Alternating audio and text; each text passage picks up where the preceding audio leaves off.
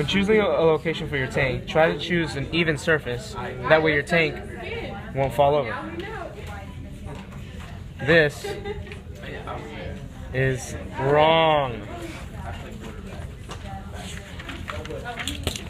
Also, your stand must be able to hold up your tank. That way it doesn't fall over and break.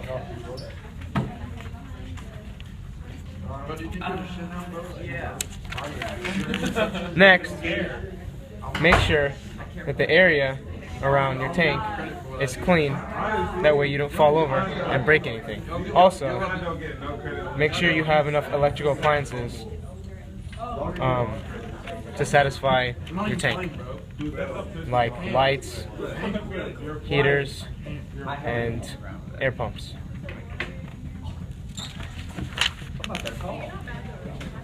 Lastly, try to keep your tank out of direct sunlight.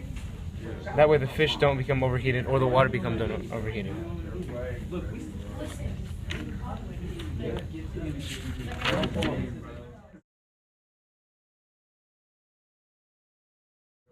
Next, when choosing a lighter and a heater for the tank, it must be the right devices.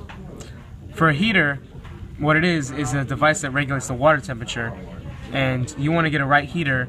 That way you can have an ideal setting for tropical fish or tropical water. Also, it helps limit disease by creating healthy bacteria for the fish in the water.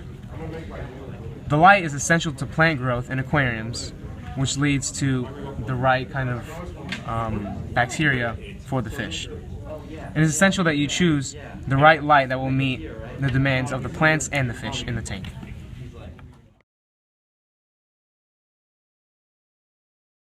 Finally, you must have an air pump for your tank. The air pump keeps fresh air pumping into the water for fresh oxygen for the fish.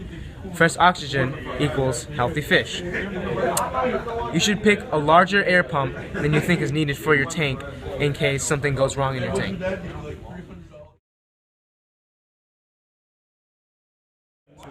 Okay, fish turns into excrete waste, which turns into ammonia.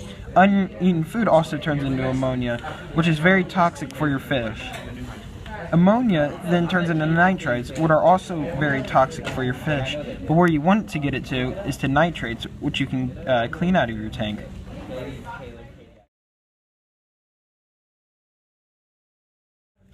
It is necessary to clean your tank when you notice it getting dirty. Do not clean it with tap water, as it will kill the fish, which you do not want to happen.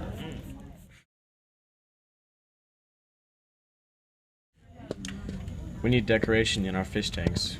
We use the plants for oxidizing the water, gravels for holding the waste, and we also don't want our fish to be bored. Fish need food, so you can give them flakes. It's the most common and it's easiest to use. You just kind of sprinkle it in on top of the water and they eat it. Pellets are usually used for the bigger fish. You do the same thing, you sprinkle it in and they eat it. You use the freeze-dried. It's natural. It's a good substitution for live food, which is harder to keep and use. You can use frozen. It's easy to keep because you just stick it in the freezer, and it's natural. And then you can use algae for plant-eating fish. We also don't want to overfeed our fish because the water can get cloudy and it'll kill the fish.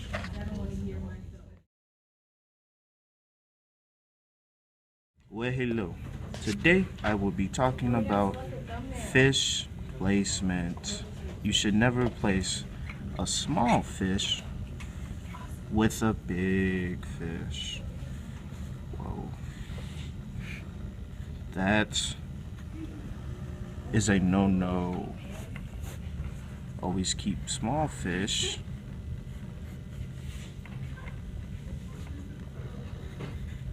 with other small fish to keep everything good.